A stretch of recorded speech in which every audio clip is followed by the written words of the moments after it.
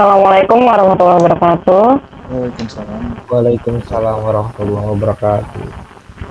Kami dari kelompok IS20C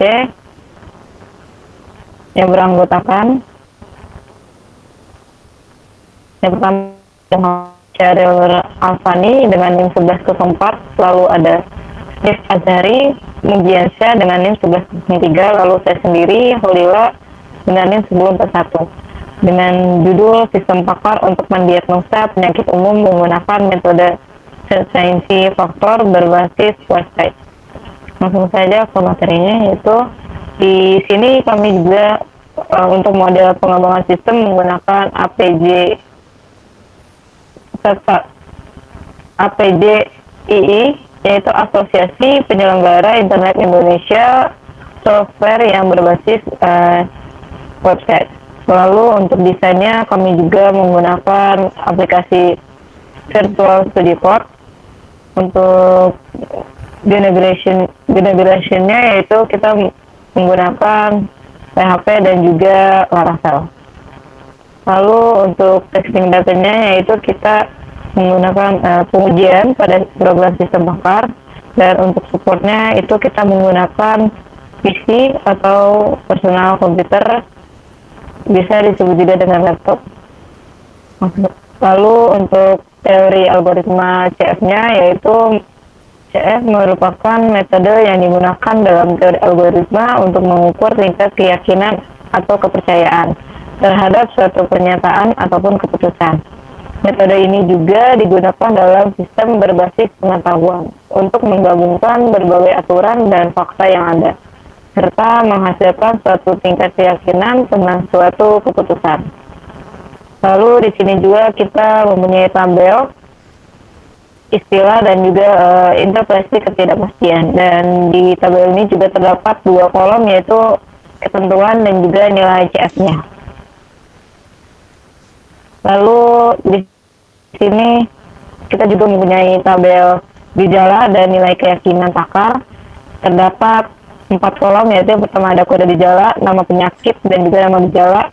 Lalu yang terakhir itu ada nilai keyakinan pakar. Dan kami mempunyai 7 penyakit dan juga 21 gejala. Selanjutnya yang akan dibacakan oleh Kasih.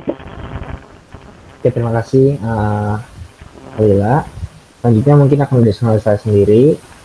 Untuk batasan masalahnya, yaitu suatu gejala penyakit merupakan awal dari sebuah penyakit yang dapat mengancam kesehatan seseorang. Nah, namun pada kenyataannya, gejala penyakit tersebut masih dianggap sepele oleh masyarakat umum. Keterbatasan pengetahuan dan kurangnya info tentang penyakit merupakan salah satu alasan gejala penyakit tidak ditanggapi secara serius oleh setiap orang. Lanjut ke penerapan algoritma.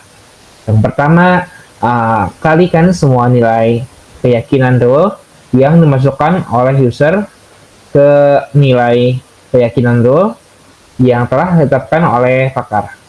Yang keduanya, mengkombinasikan hasil pada langkah pertama, yaitu mengkalikan hasil CF rule kedua dengan hasil pengurangan 1 dan CF rule pertama, yang kemudian ditambahkan dengan CF rule pertama. Lanjut yang ketiga, untuk iterasi selanjutnya mengkombinasikan hasil pada langkah kedua, CF kombin dan CF rule berikutnya. Yang keempat, menghasilkan hasil akhir kombinasi rule dengan 100. Selanjutnya yaitu use case diagram user. Bisa dilihat tampilannya, itu tampilan login. Di sini bisa masuk ke riwayat diagnosa ataupun ke tampilan dashboard. Jika kalau misalkan masuk ke tampilan dashboard, itu bisa memilih list gejala yang disarankan, lalu menampilkan hasil diagnosanya, dan setelah itu bisa mencetak hasil diagnosa. Lanjut ke simbol use case diagramnya. Bisa dilihat sini ada dua kolom. Pertama kolom simbol, yang kedua kolom keterangannya. Oke, lanjut ke kode program untuk mengedit diagnosanya. Oke, lanjut. Mungkin selanjutnya akan dibacakan oleh Muhammad Syahril. Ya, terima kasih Steve.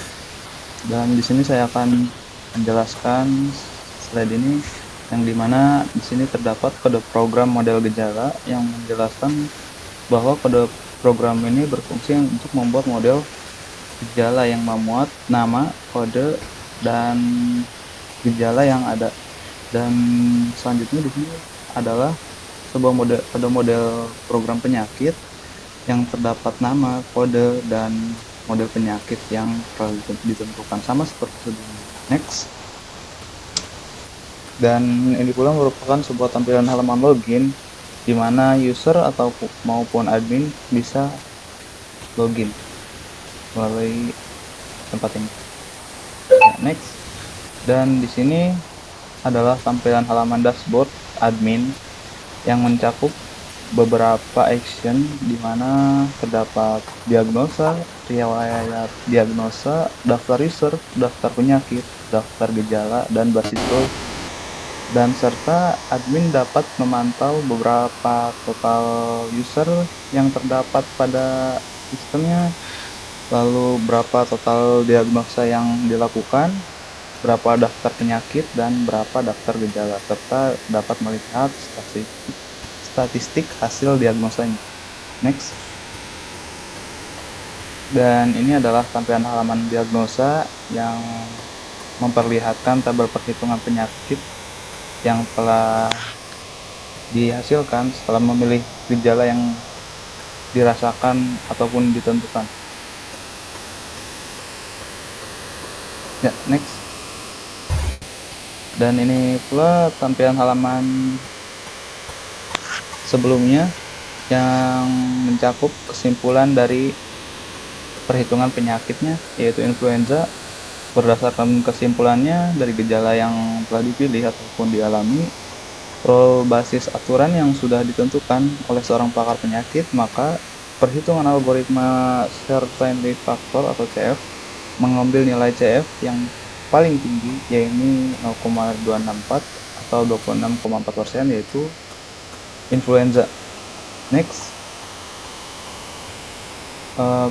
Untuk kesimpulan dan sarannya, kesimpulannya sistem pakar ini telah dikembangkan dengan menggunakan platform berbasis website yang memungkinkan akses mudah bagi pengguna dari berbagai perangkat. Dalam uji cobanya yang telah dilakukan, sistem pakar ini menunjukkan tingkat akurasi yang sesuai dalam mendiagnosa penyakit umum berdasarkan gejala yang diinputkan oleh pengguna. Dan untuk sarannya, untuk meningkatkan akurasi dan cakupan diagnosis, kami penulis menyarankan untuk terus memperluas basis pengetahuan agar menambah lebih banyak gejala dan penyakit yang dapat didiagnosis oleh sistem pakar. Semakin banyak pula data yang dimasukkan ke dalam sistem, semakin akurat dan bermanfaat sistem pakar ini bagi pengguna. Next. Sekian dari kelompok kami. Kurang lebihnya mohon maaf. Terima kasih. Wassalamualaikum warahmatullahi wabarakatuh. Waalaikumsalam warahmatullahi